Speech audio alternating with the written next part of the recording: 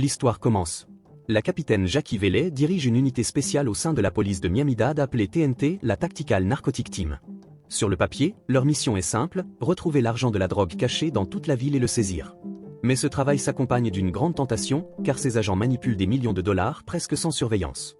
Une nuit, Vellet est au téléphone avec un informateur secret, quelqu'un qui lui transmet des informations de l'intérieur. Avant même que l'appel ne se termine, un homme armé s'approche d'elle sur un parking et là-bas. Dans ces derniers instants, grièvement blessé, Vellet parvient à envoyer un dernier message texte. Ce message devient la clé de tout ce qui va suivre. Son meurtre secoue le département jusque dans ses fondations. Tout le monde se pose la même question terrifiante. Était-ce un coup du cartel? Ou l'un des siens a-t-il appuyé sur la gâchette? Le commandant Tom Valiero, qui supervise l'unité TNT, lance une enquête interne, mais le FBI ne fait pas confiance à la police locale pour se surveiller elle-même. Ils envoient leur propre agent, Dell Breen, pour mener une enquête parallèle et éplucher le passé de chaque membre de la TNT. Dell a cependant une complication personnelle. Son propre frère, J.D. Byrne, est l'un des détectives de cette équipe. Et pour aggraver les choses, Dell apprend que J.D. couchait secrètement avec Vellet avant sa mort. Dell se retrouve donc forcé d'enquêter sur la femme dont son propre frère était amoureux, et peut-être sur son frère lui-même. Le second de Vellet, le lieutenant Dane Dumar, reçoit un tuyau anonyme. Une voix au téléphone lui parle d'une maison à Hialeah où une grande quantité d'argent liquide serait cachée. Dumar rassemble son équipe pour une descente nocturne, J.D. Byrne, Mike Rowe, Numa Baptiste et Lolo Salazar, et ils partent ensemble. C'est là que les choses deviennent étranges.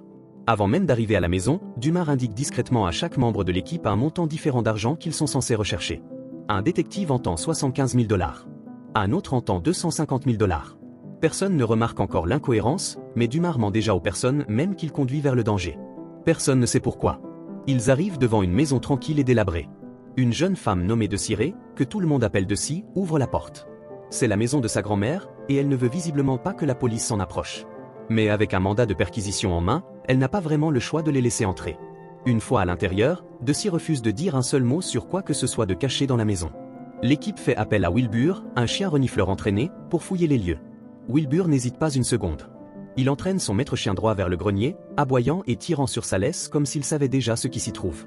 Deci continue de répéter que la maison appartient à sa défunte grand-mère et qu'elle est toujours en cours de succession légale, ce qui signifie que rien à l'intérieur ne peut légalement être touché ou emporté. Dumar remarque ce détail immédiatement. Une femme au hasard ne connaît pas ainsi, par hasard, un terme juridique comme « succession », à moins que quelqu'un ne l'ait spécifiquement briefé. Il commence à soupçonner que cette descente a été montée bien avant ce soir. L'équipe grimpe dans le grenier et arrache les planches du plancher. Ce qu'ils trouvent leur coupe le souffle. Des liasses et des liasses de billets, enveloppés de plastique, empilés jusqu'à remplir tout l'espace. Quand ils finissent par tout compter, le chiffre est stupéfiant, 20 millions de $. Ce n'est pas de l'argent de la drogue locale. C'est de l'argent du cartel, le genre qui peut faire tuer quelqu'un rien que pour l'avoir regardé de travers. Chaque détective présent dans ce grenier comprend le danger instantanément. Saisir une telle somme dans une planque du cartel signifie que quelqu'un, quelque part, sait déjà qu'elle a disparu. Dumar rompt immédiatement avec le protocole standard, refusant de signaler la découverte par les canaux habituels. Puis il fait quelque chose qui déclenche encore plus d'alarme, il confisque tous les téléphones portables, coupant toute possibilité d'appeler à l'aide. Il refuse d'alerter leurs supérieurs de ce qui se passe réellement. Byrne s'y oppose fermement, exigeant qu'ils suivent la procédure. Mais Deci coupe court à la dispute avec son propre avertissement. Elle leur dit, sans détour, de prendre tout l'argent qu'ils veulent et de quitter la maison immédiatement, avant que les choses ne tournent mal pour tout le monde dans la pièce. Comme invoqué par la tension, une unité de police locale se présente devant la maison. Dumar et Breen sortent et imposent leur autorité, forçant les policiers locaux à se retirer. Les policiers locaux battent en retraite, mais non sans laisser derrière eux un avertissement glaçant et tacite. Quelque chose de dangereux se referme sur cette maison, et ce n'est qu'une question de temps. Dumar et Breen le sentent tous les deux maintenant, cette certitude glaçante qu'ils sont sur le point de se faire attaquer. Dumar ordonne à toute l'équipe de s'armer immédiatement. Pendant que l'équipe compte l'argent sur place, suivant la procédure à la lettre, Mike Rowe sort discrètement un téléphone jetable caché dont personne d'autre ne connaît l'existence et envoie un message texte secret. Deci s'ouvre un peu. Elle admet qu'on lui avait demandé, à l'avance, d'offrir aux policiers une part de l'argent s'ils venaient à découvrir la cachette. Ce détail rend Dumar profondément suspicieux. Il se met à fouiller son passé et découvre que Deci travaillait autrefois comme informatrice pour la police, ayant même dénoncé son propre petit ami, un dealer, en échange d'argent. Dumar sait exactement comment ce système fonctionne. Les informateurs reçoivent généralement 20% de l'argent saisi grâce à leurs tuyaux. Il commence à se demander si Deci ne serait pas en train de rejouer exactement le même coup en utilisant cette planque pour toucher sa propre part. Sorti de nulle part, un mystérieux appelant contacte directement Dumar sur son téléphone. La voix est calme, maîtrisée et menaçante. Elle ordonne à l'équipe de partir immédiatement et de ne prendre que le montant initialement prévu, exactement 150 000 $. Ce chiffre le frappe comme un coup de poing, car c'est exactement le montant que Dumas n'avait chuchoté qu'à une seule personne plus tôt dans la soirée, Mike Rowe. Byrne, ignorant ce détail, perd déjà confiance en son lieutenant. Il accuse ouvertement Dumas de mentir sur l'origine réelle de ce tuyau, et Dumas refuse de s'expliquer ou de fournir la moindre preuve. Frustré et craignant que Dumas ne prépare de voler l'argent pour lui-même, Byrne appelle secrètement l'agent de la DEA Matty Nix pour obtenir de l'aide extérieure. Nix lâche une bombe au téléphone, suggérant que Dumas lui-même pourrait être lié au meurtre de Velay.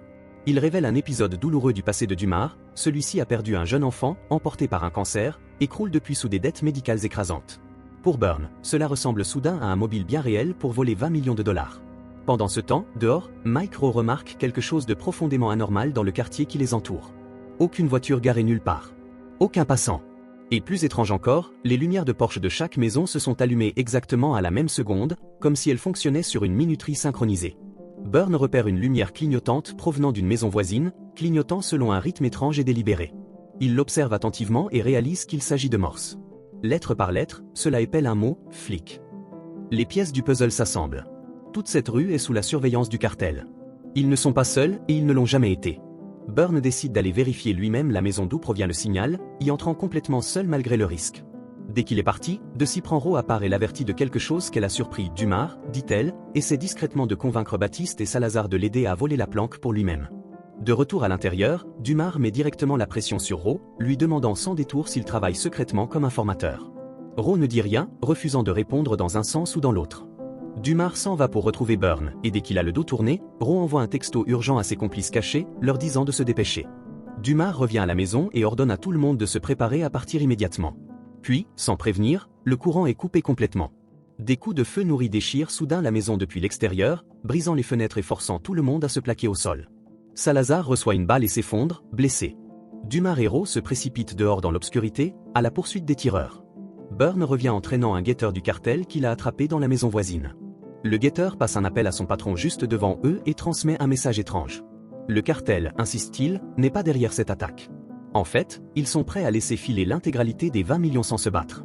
Mais il ajoute un détail glaçant avant d'avoir terminé. Velay pourrait avoir été tué non pas par le cartel, mais par quelqu'un de sa propre équipe. Byrne se retourne, furieux, contre Dumas, réalisant que son lieutenant avait déjà signalé la découverte au quartier général sans jamais lui en parler. Dans le chaos de la fusillade, Rowe perd son téléphone jetable secret lors d'une bousculade. Quelques instants plus tard, la maison prend feu, les flammes se propageant rapidement juste au moment où l'agent de la DEA Nix arrive enfin sur les lieux. Les détectives survivants laissent Baptiste et Salazar aux soins de Deci et chargent les sacs d'argent à l'arrière du véhicule blindé de Nix, avant de partir dans la nuit. Maintenant, enfin, Dumas révèle la vérité. Velay elle-même lui avait transmis ce tuyau avant d'être assassinée. Son véritable plan depuis le début était d'utiliser cette planque comme appât, un piège conçu pour démasquer une bande de policiers corrompus qui volaient secrètement des maisons de trafiquants depuis l'intérieur même de leur propre département. Pour les débusquer, Dumas a délibérément laissé toute son équipe croire que c'était lui qui prévoyait de voler l'argent. Voici le détail qui fait exploser toute l'affaire au grand jour. Les mystérieux appelants avaient exigé exactement 150 000 $, un montant que Dumas n'avait chuchoté qu'à une seule personne de toute la soirée, Mike Rowe. Ce seul détail permet à Dumas de savoir, avec certitude, que Rowe travaille depuis le début avec l'équipe corrompue, un groupe qui inclut l'agent de la DEA Nix et plusieurs officiers véreux de l'unité locale de Yalea. Nix et ses hommes étaient derrière les menaces et les coups de feu qui ont déchiré la maison. C'est Rowe qui a mis le feu. Dumas avait en réalité partagé ses soupçons avec Byrne plus tôt, en toute discrétion. C'est exactement pour cela que Byrne avait volé le téléphone jetable de Rowe lors de la bousculade précédente, l'utilisant ensuite pour confirmer discrètement l'implication de Nix dans toute cette conspiration. Réalisant que son plan s'est complètement effondré, Nix ouvre le feu sans prévenir. Dans la fusillade brutale qui suit, son propre chauffeur est tué. Rowe et Dumas prennent tous deux des balles mais continuent de se battre. Acculé, Nix finit par admettre toute la vérité à voix haute. Lui et Rowe ont tendu une embuscade à Velay ensemble et l'ont tué cette nuit-là. Mais Byrne a déjà une longueur d'avance sur tout le monde. Il avait secrètement alerté son frère Dale, l'agent du FBI, bien avant ce moment, mettant en place des renforts qui se referment déjà sur eux. Policiers et agents fédéraux affluent de toutes les directions, encerclant l'équipe corrompue sans aucune issue possible.